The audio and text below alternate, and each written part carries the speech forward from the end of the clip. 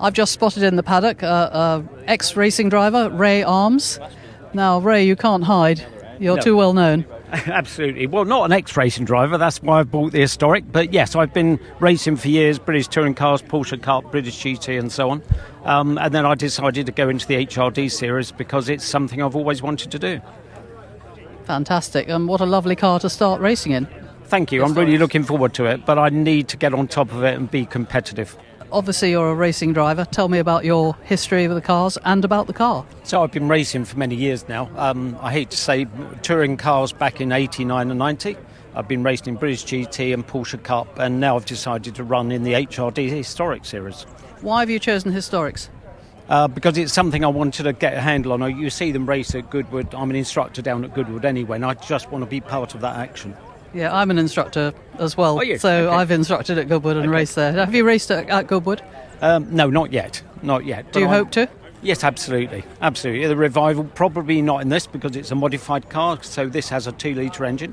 So it's not FIA? It's not. No, it was built as an FIA until the engine blew by the guy that built it, and then he decided to go part modified. So we've got to make a decision on whether we go fully modified with proper brakes and everything else, or to bring it back to a 1600 and FIA. So which would you prefer?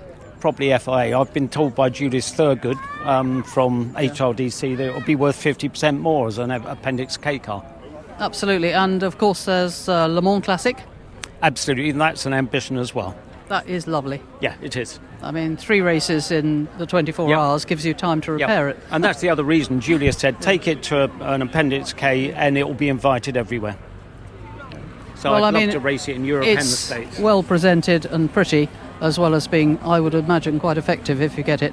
Yes, it is. It's 1964, so it's a proper right-hand drive UK car. What sort of power does it have? Sorry, this is 187 brake. In what weight? This is 802 kilos.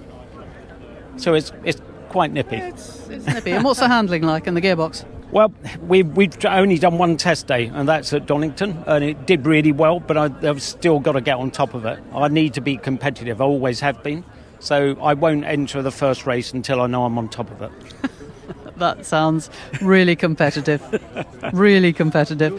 It would be fun to come here next year and see what you've been doing. Absolutely. Yeah. So do you do the work on the car yourself? No, I don't. No, I have to admit I bought it almost as you see it. I've done a few cosmetic things to it. And it's now being run by Westball Motorsport, who have got a lot of experience in running historic cars. What about spares for these cars? Are they easy to get? Yeah, they're fairly easy. Classic Alfa is one of my favourites in terms of spare parts and things like that. And obviously you have to go over to Italy as well if you want specialised parts. Do you take it touring?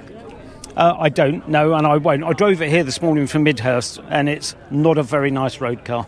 Well, no race car is nice on the road. I mean, the compromises you have to make for something like the Tour Auto are horrendous. Yes. Yeah, I think that would be but just coming here this morning, the car wanted to just get going, and I wasn't allowed to because of the traffic on the road. Well, not only that, the suspension is usually so hard. It's rock hard. It'll shake your teeth out. And you can see it's got a side exit exhaust, so when I drove it last night, I didn't wear any ear muffs or anything like that, and this morning I did. It was so much better. Anything that's unusual about the car?